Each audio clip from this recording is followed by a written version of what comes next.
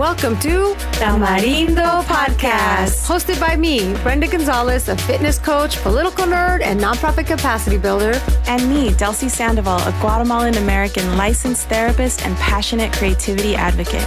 Together, we're here to uplift our community through powerful conversations with changemakers, creatives, and healers. Each week on the pod, we talk politics, culture, and personal development. Listeners call Tamarindo the Advocacy and Self-Love Podcast. Vámonos! Let's start the show.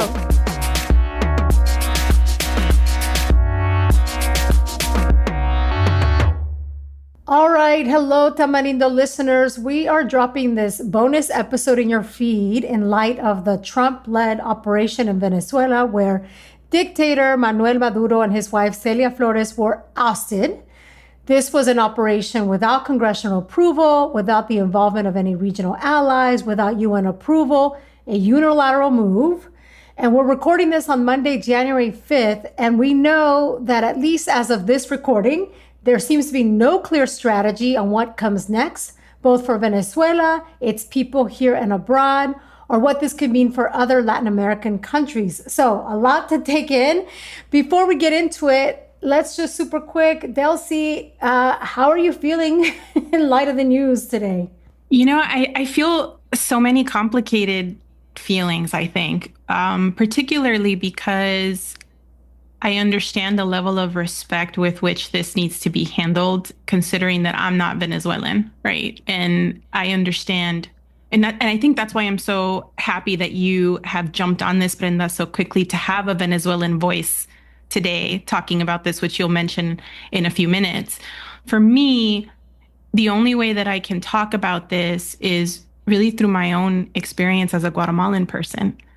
And it brings up a lot of really familiar experiences for us, right? So this is not new. This is a playbook. The US has done this before, particularly in Guatemala with the United Fruit Company. And that led to a really long civil war that has eventually led to the Guatemalan diaspora, which is why I'm even here in the United States, and created a lot of instability and really chaos in Guatemala for long periods of time. And so for me, seeing this on my screen, waking up and seeing that this is happening, brings up a lot of confusion and a lot of challenging feelings, knowing firsthand that there are a lot of Venezuelans that are really celebrating this at the moment because of the unimaginable things that community has gone through in the past few years. And so I think that this is an important conversation and something that we need to discuss because it sets precedent for so much in Latin America, so much for us as Americans here. And so I'm interested in what you have to say about it, Brenda. What was your reaction? Yeah, lots of things.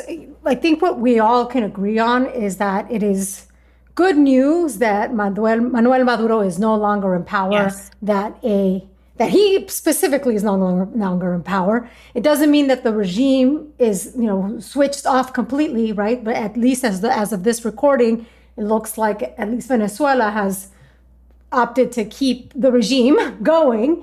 And from our leaders, we're hearing we're going to run it, whatever the hell that means. But the news remains that it's a good outcome, I suppose, that Manuel Maduro is gone. I think everyone agrees that he was a dictator, human rights violations, definitely not democratically elected, at least this third time and possibly not the second time. So yes, we all are, we can all see why Venezuelans are celebrating that this person is no longer the illegitimate president that he was. So that's good news. At the same time, I think as a taxpayer, I can have an opinion here because I'm a taxpayer and because we don't live in silos, right? What happens in one country can affect regions, can affect everyone. So I am also very concerned and alarmed because if Trump can just one day decide without any regional support, without any congressional support, with flimsy excuses to just remove someone, to just intervene in the self-determination of a country, what is to stop him from doing it anywhere else? So it's been a concern of mine. I want to be wrong, but I've long been worried about Trump just deciding to one day invade Mexico, for instance. So it's very concerning, and I'm that's really my main concern. Like, what is going to stop him from doing anything else somewhere else? So it is very alarming. Yeah. That being said, I do, like you mentioned earlier, I think it is important to center the voices of Venezuelans. Doesn't mean that we are not allowed to speak on it. Of course we can, but it is good to just listen, right? That's something that we could all do better, is maybe listen. So we invited our friend Juan Escalante, and it's great because I really value his perspective, because he, in many ways, I relate to his experience because he was undocumented for many years. And his family fled Venezuela, just like many Venezuelans have felt like they needed to leave just to have livelihood, right? So he can connect on that front. He was in a group chat with family members in Caracas as this is going down. So, this is really real for him. So it was really great to get his perspective. And people might know his name because he's a longtime advocate for immigrant rights, stemming from his own experience as somebody who's formerly undocumented. He is a nationally recognized digital strategist and a fixture in state, local, and national campaigns. And he published an excellent piece, which we've linked in the show notes, in his publication called Double Click. That's his very fresh thoughts on Venezuela right as it all happened. And of course, we're here to talk to him again a little bit, to walk us through some of these thoughts. And what we all know, like, Tamarindo is not breaking news. Who knows what'll happen by the time you're listening to this, but it's still important to just pause and listen to hear what a Venezuelan person has to say. And as we all know, Latinos are not a monolith, neither Venezuelans, right? There's lots of perspectives here. Okay, so with that, let's hear from Juan now.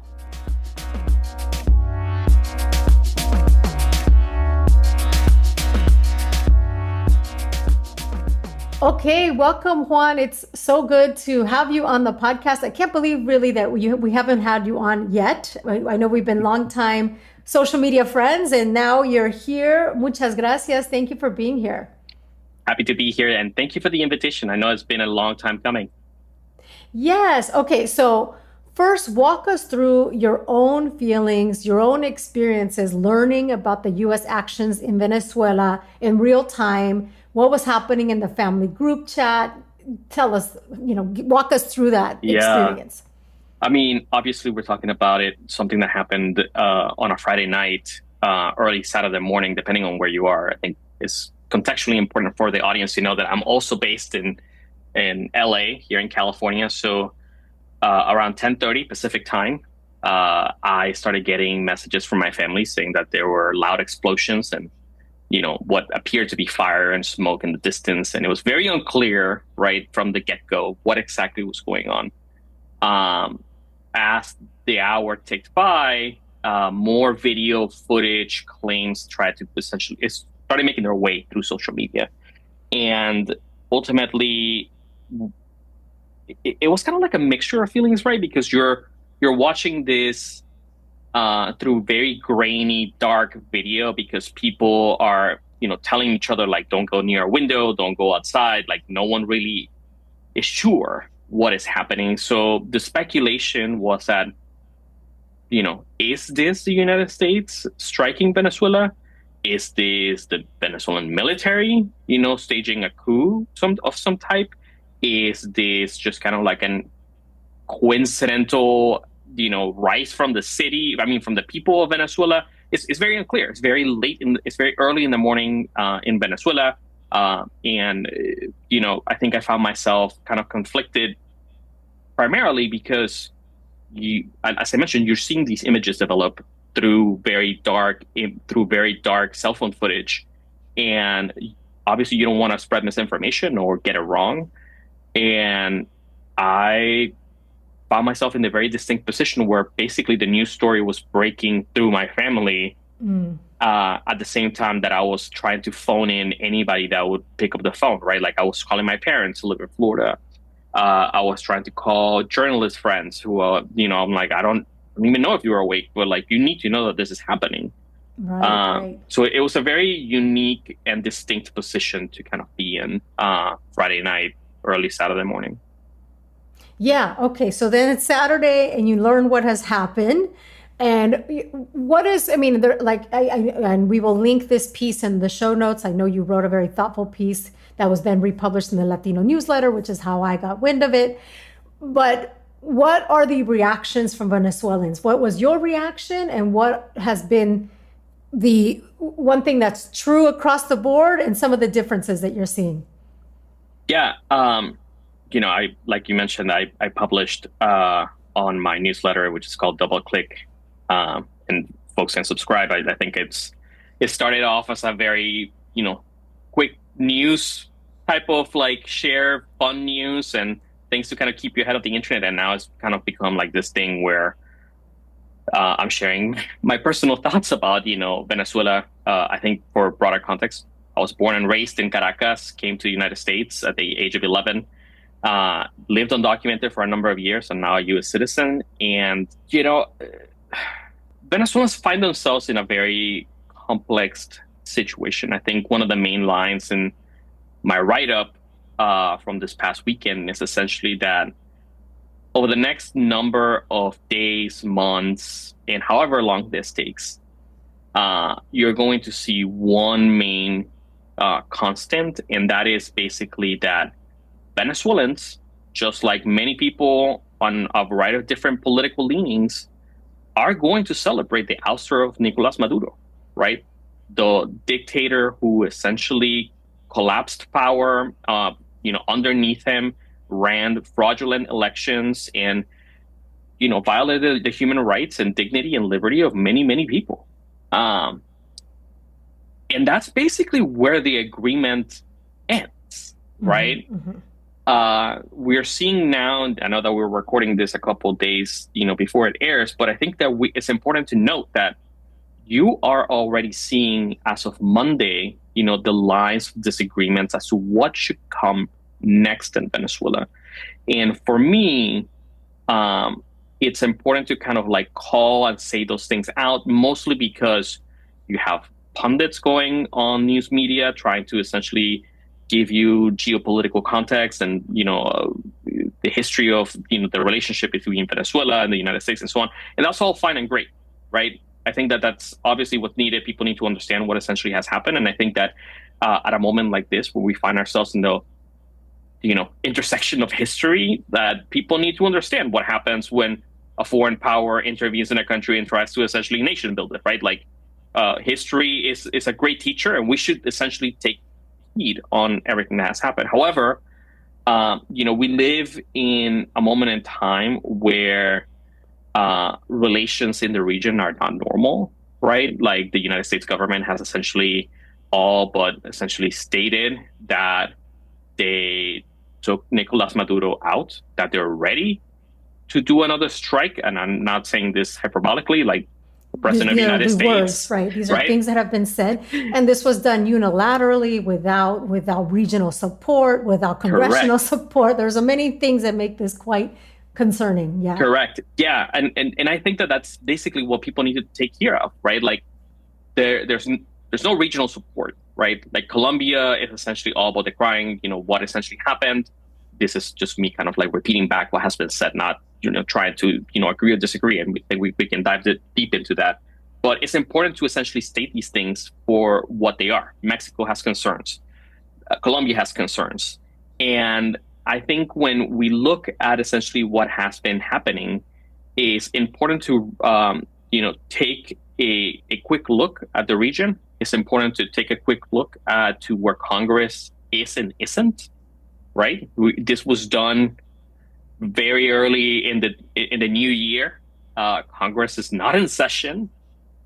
People are still out on vacation and coming back to the Hill and to their respective desks, not just in Congress, but in news and other places.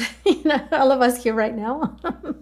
So yeah, I think it's like a lot of those things are really important. And, past all that, right? Past everything, I think the one big moment that people need to also take away, like the one big thing that also people need to take away from this, right? And I published this on social media, is that news media, politicians, whoever, they need to talk to Venezuelans about Venezuela.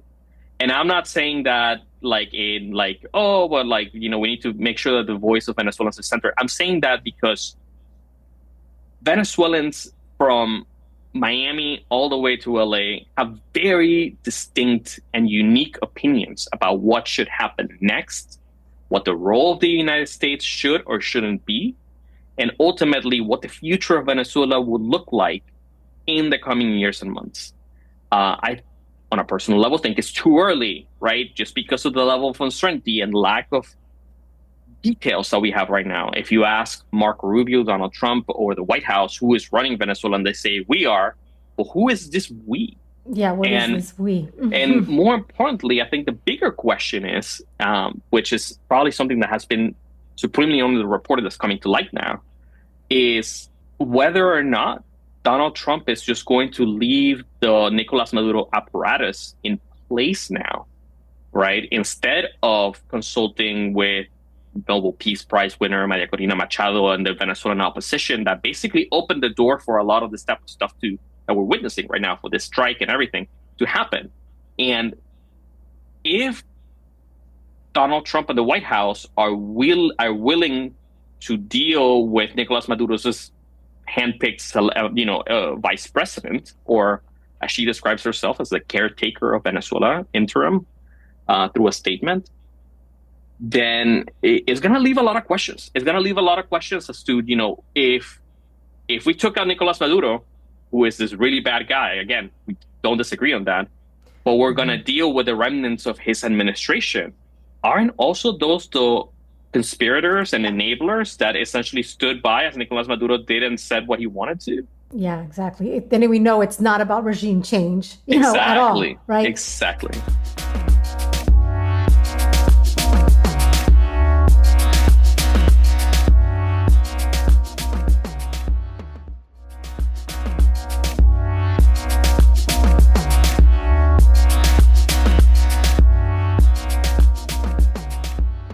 It's like, what are the next steps so that you could prove to us this is actually about regime change? We know it's not, because they've been pretty transparent, actually say, no, it's about the oil. So it's very concerning about the future. But I think what we could all agree on, we the listeners at Tamarindo, I think, is that it's about self-determination. Where are the Venezuelans in determining their future? And who are we to determine it for them, right? That's one thing we can agree on. Now, it's been really concerning seeing in my feed a lot of Venezuelans. Of course, everybody's celebrating that Maduro's gone, but also a lot of yes, Trump, we love you. Trump is great. And I just want to know, Juan, what evidence can we point to of Republican-led or Trump-led empathy for Venezuelans or the plight of Venezuelans, either here or abroad? What evidence? It's hard to point to a concrete example, right? Like right now, it's natural, right, for people to celebrate the current administration because they're seeing them take action. Whereas we've been having a conversation, and I'll say this, we talked about Venezuela being, a deteriorating state under really bad, governance. First from Hugo Chavez, now from Nicolás Maduro, for decades, right? I left. Right, this is not new. Exactly. Your personal story is evidence of this, right? Yeah, yes. I fled Venezuela with my family in the year 2000. We lived in the United States for about 25 years, and that's not a secret, right? I think ultimately people are tired of waiting, and they're seeing this action by the administration. Unfortunately, for what it is, like a quick result type of situation in terms of results have been made, progress has been made, Nicolás Maduro is out. And then the questions about did this need congressional approval? Unclear. Is there a plan? Unclear.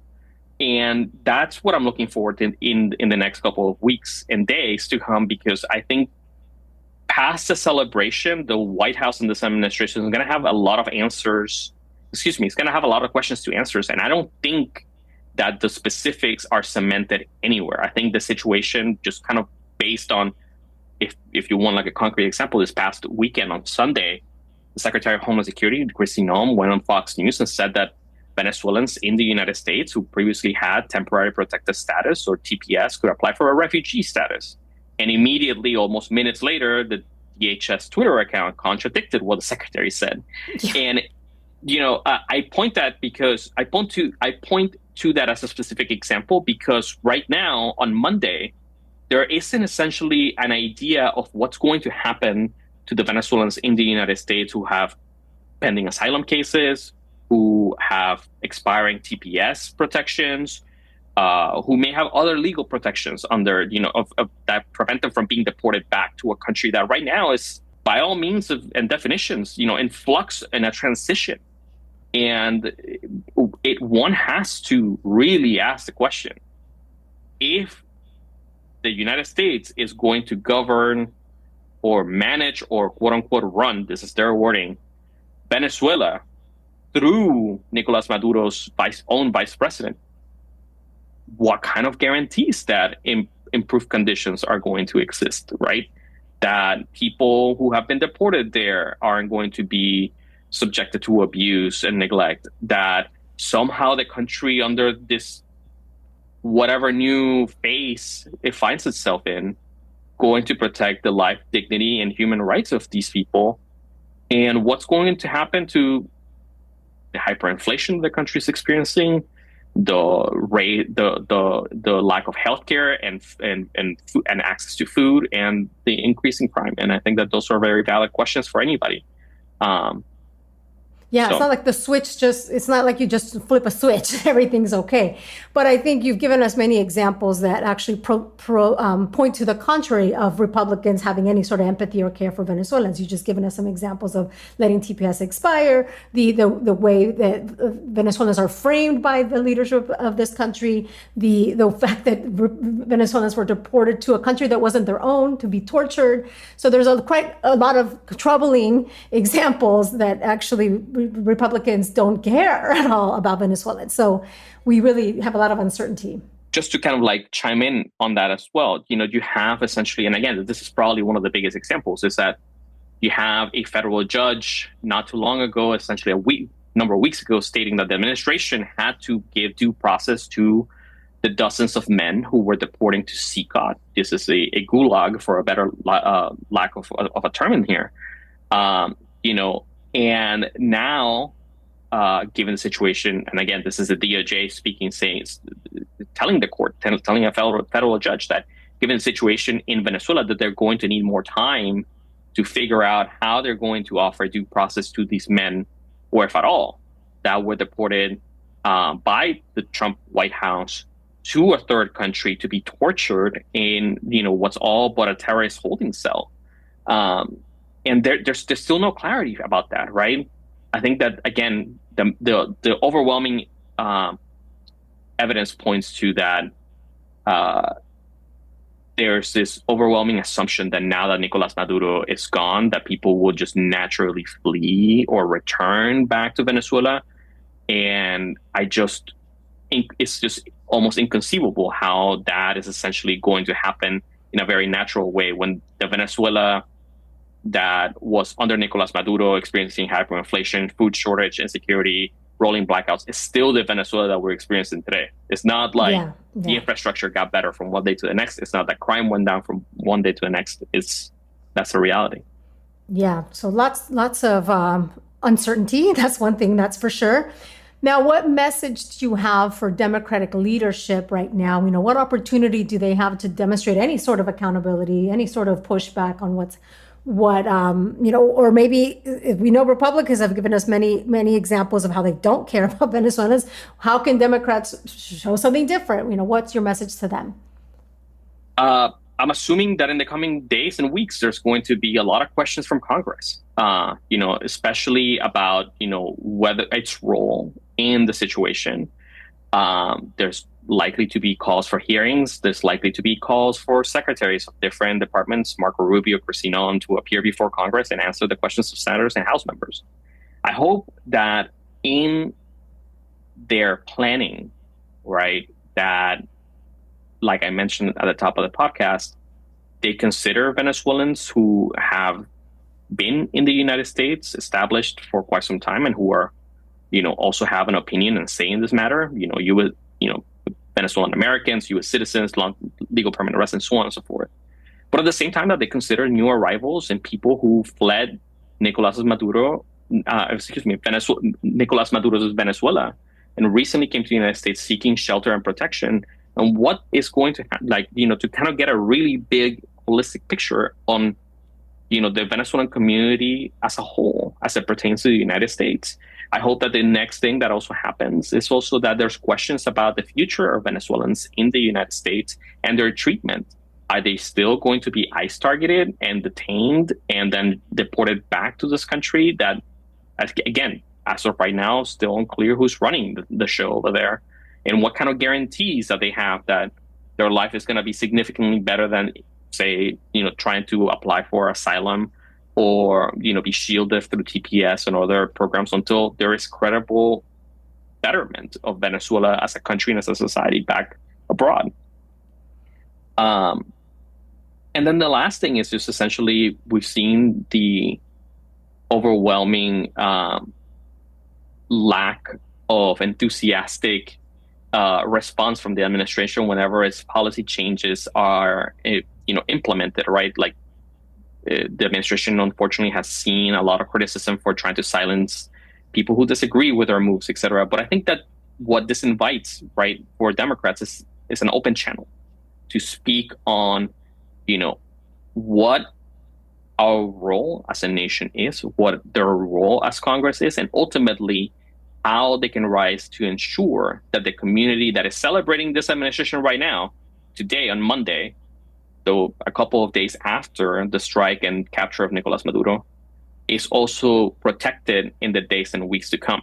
So the proof is going to be in the pudding, because what ultimately is being done is that, yeah, we knocked out Maduro out of power, et cetera, but that's kind of like where the agreement and celebration ends, right? If I think Democrats are going to see a very big shift, or at least can expect to see a shift, if Donald Trump comes back out tomorrow or next week and says, well, we're going to deal with the vice president of Venezuela, who was, Nicolas Maduro's handpicked successor, and we're just gonna deal with them. Like Maria Corina Machado can just stay in Oslo or in Spain or whoever, and that's how it's going to happen. And I think that's my worry, right? That we took out one bad actor just to deal with another bad actor. Bad actor junior.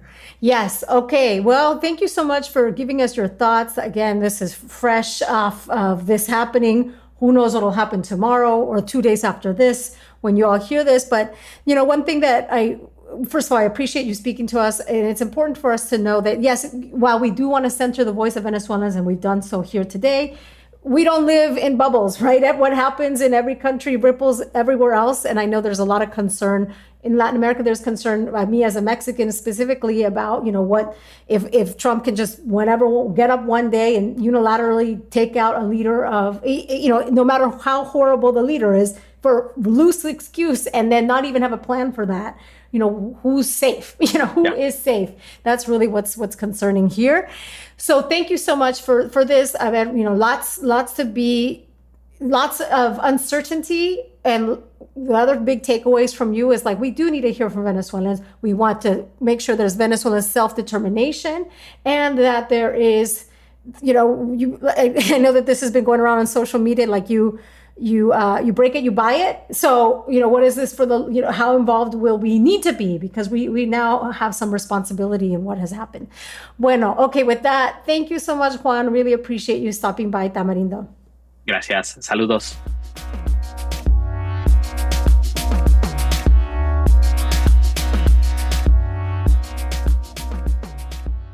Woo-wee. Okay, so really great to hear from Juan. Delcy, what other things come to mind as we're digesting all this?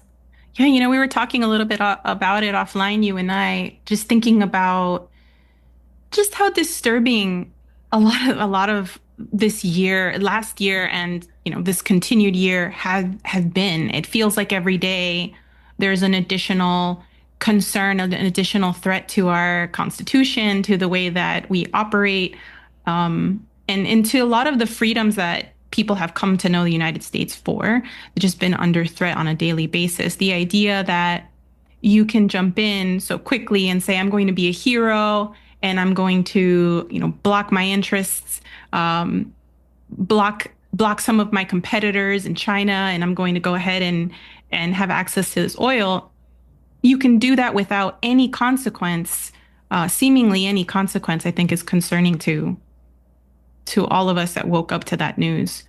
Yeah, concerning to world peace, Yeah, I mean, what is to stop I just can't even believe the sentence that just came out of my mouth. It's really alarming. Yeah, what a start to the year. What a start to the year. Yeah. Okay, let's do a little mental shift here and close out our episode, our bonus episode. By the way, y'all, we're on break, but we had to jump in here and do this conversation with you. But what is your matraca, Delcy? Well, my matraca goes to the representation of Los Angeles that I saw this weekend. It's not the first time that I see this piece of art. It's actually maybe the third time that I see this piece of art. For some reason, it really touched me this weekend. I don't know, maybe because of so much that has happened in Los Angeles in the past year. But you probably know it. The Altar to el Pueblo de Nuestra Señora, la Reina de Los Ángeles, created by Ofelia Esparza and Rosana Esparza Arens. It is this really large ofrenda that you can see right now at the Natural History Museum in Los Angeles. And I watched this whole documentary on how they put it together, and I just sat there and stared at it for a really long time. And all of these different communities in Los Angeles are represented, and they took the time to go to all of these neighborhoods and ask, like, what are the items that truly represent your community, that you feel close to, that you feel identified with, and they were able to put it all together. And so you have, these artifacts from a little Armenia, you have some representations of Koreatown, and it just really signified Los Angeles. And so matracas to all of these artists that are out there, just bringing so much joy and representation to Los Angeles. That sounds beautiful. I'm going to have to visit that right away. Yeah. I think we need that, right? We need some reminder that while the world is a mess around us, we're so fortunate to be living in a city where it leads with the values of inclusion, where art celebrates and is a reflection of that diversity. I love that. So if you need a little morale boost, check out that art piece. And I love that. Thank you for sharing that, Delcy. Okay, so for me, my matraca, this is my first time recording here with Delcy as I'm back in Los Angeles from a month-long trip to Mexico. And part of this trip also included starting to plan for our third encuentro. So my matraca is the fact that the applications are now open for Encuentro 2026. The dates are April 30th through May 4th in Puebla, Mexico. This is a restorative retreat for women and non-binary leaders who are feeling burnt out and that maybe need to call in more balance into their lives, or want to have meaningful connections with like-minded badasses in a culturally rich environment. So if that speaks to you, that is what this is. Look, there's a ton of retreats. There's a ton of traveling experiences, but ours combines both the cultural, the traveling, with the leadership training that you all might be seeking so that you can call in a little bit more balance, and also with people that share your values, right? Tamarindo listeners like you. So I want to invite you all. You're all invited to apply. Space is limited. This time we really want to be strict and limit it to 8 people. We were very generous the last couple of years and extending it to twice as much as that. But we really want to protect this intimate group. So our goal is to have 8 people join us. And I also want to let you know that if you bring a friend and you're open to sharing a room with that friend, you can each save $400 by sharing a room. So please, if you are interested in this, go to our website, tamarindopodcast.com, look for Encuentro over there, and you can join us. So yeah, that's my matraca, is that applications are open. Yes, I love this for people's 2026. Yes. New 2026 goals. Yes. Okay. And what is your basura Delcy? What goes in la basura today? Well, you know, like a lot of people, and I just mentioned, the new year really marks kind of an opportunity for change. Not necessarily a New Year's resolution, but maybe something to look at in your life. And for me, that is budgeting. So I have been taking a look at how I spent my money in 2025 and trying to figure out how to create more balance and financial security for myself in the future. And let me tell you, Brenda, it's not easy. The current state of affairs, particularly in cities like Los Angeles, it is expensive, friends. It is expensive. And so as I was doing this, the realization of what it takes to survive in a city like this just really blew my mind. And so basura to how expensive life has become. Yes, everything is very, very expensive. That is definitely real. I think it's a good thing that you're more brave than me because you're at least open to looking. I'm like, mejor no veo. No, I think that's great. Well, my basura, like I said, this is Monday, January 5th. It's the first day of work for many people. And I just want to say, why do we even have to come back? Basura to coming to work. Because for why? Like, why am I here? Why are we working? Why? Yeah, so I guess to afford living in LA. I understand it's hard to switch from kind of enjoying life in a very open way to all of a sudden having hours and hours and hours of your life restricted to a topic that may or may not resonate with you at the moment. Yeah, just in general, just the topic being work doesn't resonate with me. Okay, what is your inspiración?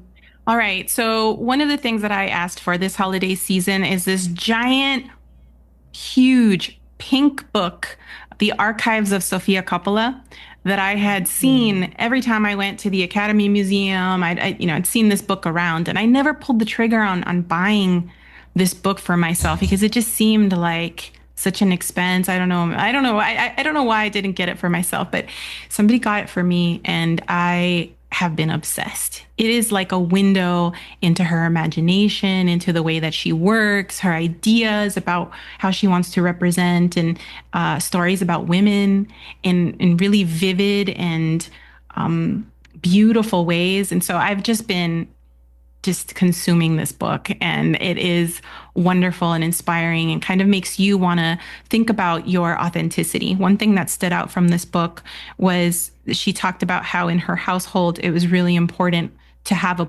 unique point of view based on your own experience. And it kind of made me think about that, about whether or not my own unique point of view is out there enough. And so it was really, really inspiring. And I hope that if you see this giant pink book, it's worth it, guys. It's worth it. Yeah, I love that. Kind of in the same vein, because you're thinking about the woman's point of view, because she's a director, right? Yeah. And you and I share this, that sometimes we purposely seek out projects by women because it's so refreshing. It's a different point of view. So my inspiración is a movie directed by a woman. So Hamnet, if you have not seen this, it is beautiful, beautiful film. You all have to see it. And just this weekend, Jessie Buckley won the Best Actress Award for her performance for the Critics' Choice Awards. And her performance was spectacular. I expect her to win an Oscar. It was that good. So y'all, please go check out the movie Hamnet. That's my inspiración. Yes, I want to check that out too. Oh my gosh, it is very good. Bring tissues. I know. I imagine that. It's about his son, right? Tissues. Shakespeare's son. Yes, it's really mainly about her. I would say it's mainly about Shakespeare's wife, who's played by Jessie Buckley, and experiencing the loss of their child. But it's spectacular. It's spectacular. Okay, with that, y'all, like we said, we're technically on a break. We're gonna get together and start planning the next season of episodes. Right now is a great time to get in touch if you have topic ideas, guest ideas, whatever suggestions you have. This is an excellent time to get in touch with us. You can always reach us at contact@tamarindopodcast.com. Anything else you'd like to let our listeners know as we sign off on this bonus episode? Just want to say that, we are here with you, the Venezuelan community. I know that this was a difficult episode for a lot of people to listen to, and I appreciate you kind of making it through. And I hope we did it justice. Yes, and look, it's going to be a forever conversation because I'm sure things continue to evolve and change. But what is true is that we all want the Venezuelan people to have self-determination. We all want human rights to be respected, and we want to make sure that those voices are centered as solutions come forward, right? As we look to the future for Venezuela. Okay, with that, y'all, ponte un suéter. Saludos a la familia. Ciao. Tamarindo Podcast is hosted by Brenda Gonzalez and Delcy Sandoval. We're also the show's executive producers. Jeff Ricards wrote our theme song, and Sonoro Media's Karina Riverroll provides production support. If you like what you hear, please take a few minutes to rate and review Tamarindo Podcast or share this episode with a friend. It really helps us grow. To get in touch with us, find us at tamarindopodcast.com. Thank you for listening.